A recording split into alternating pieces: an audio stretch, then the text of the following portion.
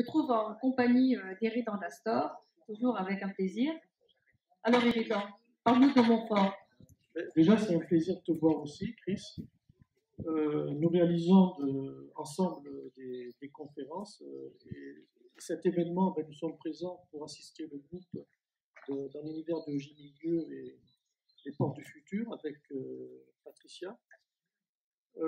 C'est un plaisir de vous retrouver tous devant le château de Montfort-sous-Argence où le 15 mai 1969, Jimmy Gueux a reçu le prix du roman ésotérique. Et ce qui est important, c'est d'honorer la mémoire. Et pour lui, c'est un événement de joie aujourd'hui. Donc, c'est festif, ce que nous faisons, c'est une fête. Je pense que Jimmy Gueux le veut comme ça.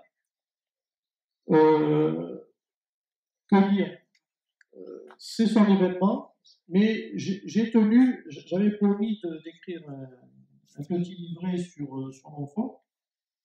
Et j'ai promis de le faire éditer à la date de la remise du prix de livre de Jimmy Gueux. Bien sûr, ce livre n'est pas à la hauteur de l'œuvre de Jimmy. J'essaie d'être humble devant la grandeur de Jimmy.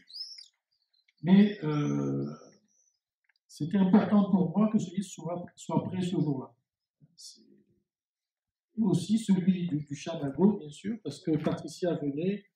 Et je tenais à lui remettre, bien sûr, le livre où je parle de l'univers des chats, de la symbolique des chats, mais aussi de quelques histoires de familiers qui sont surprenantes et mystérieuses au travers des chats. Donc, revenons sur Montfort. Donc, ce livre traite de tous les mystères possibles imaginables que l'on puisse trouver dans un château. Il y a eu des témoignages de toutes sortes.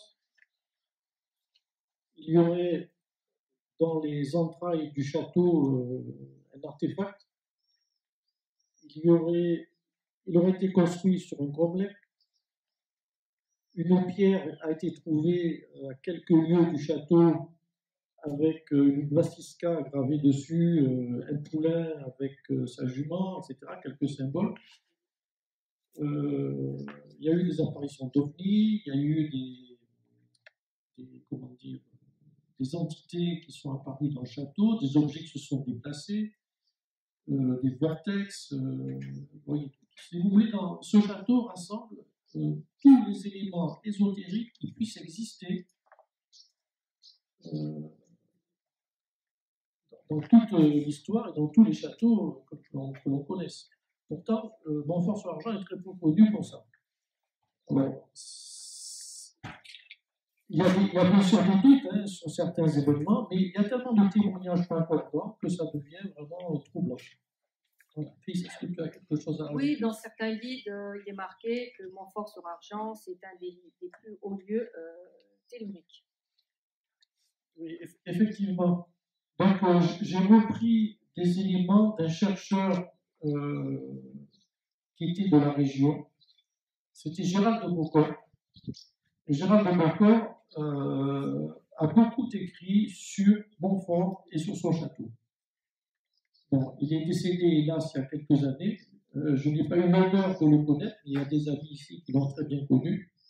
Et j'ai repris des éléments de Gérald, et je le cite dans mon livre, bien sûr, où il parle de ces énergies telluriques qui sont agencées d'une façon très particulière.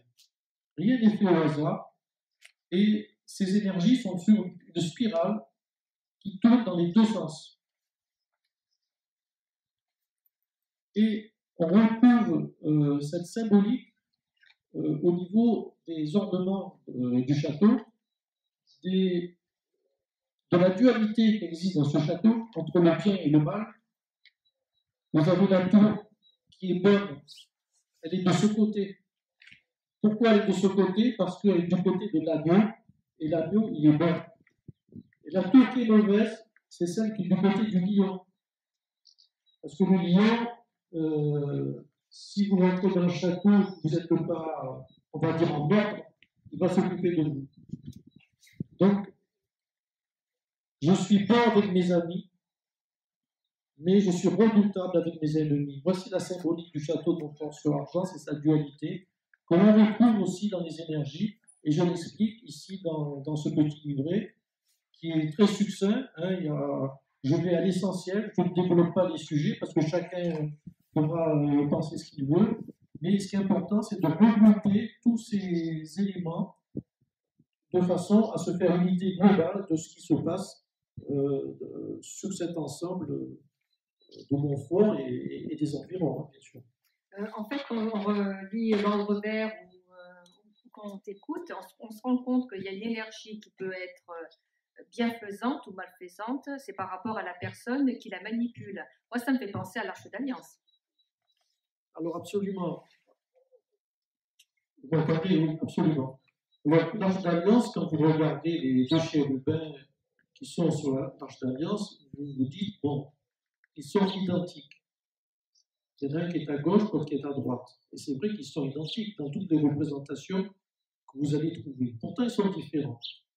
Pourquoi ils sont différents? Parce qu'il y en a un qui expose sa face gauche et l'autre qui expose sa face droite. Donc la dualité, elle est subtile, mais elle est présente. Et ici, à Montfort-sur-Argence, vous avez une porte qui est une porte initiatique où vous avez deux colonnes. Vous avez une colonne à gauche, une colonne à droite. Il y en a une qui a une certaine, on va dire, puissance, et l'autre qui en a une différente. Ça ne veut pas dire que le mal est mal et que le bien est bien. Ça veut dire qu'en passant cette porte, vous êtes en équilibre avec vous-même. Autrement, vous ne passez pas cette porte. C'est-à-dire que l'être équilibré peut passer entre deux colonnes différentes. C'est-à-dire que vous avez le masculin et le féminin, vous avez ce qu'on appelle le mal et le bien, mais au centre, vous avez l'équilibre. Et la symbolique de la porte est là. Et je pense que Jimmy Gueux, il faut quand même revenir à l'ordre vert, il a exprimé, mais sans le dire, et sans le dire vraiment, tous ces éléments que nous retrouvons aujourd'hui. Il suffit de mettre un point sur un i et de faire apparaître la vérité qui est devant vous. Justement, pour revenir à Jimmy Gueux, tu l'as connu?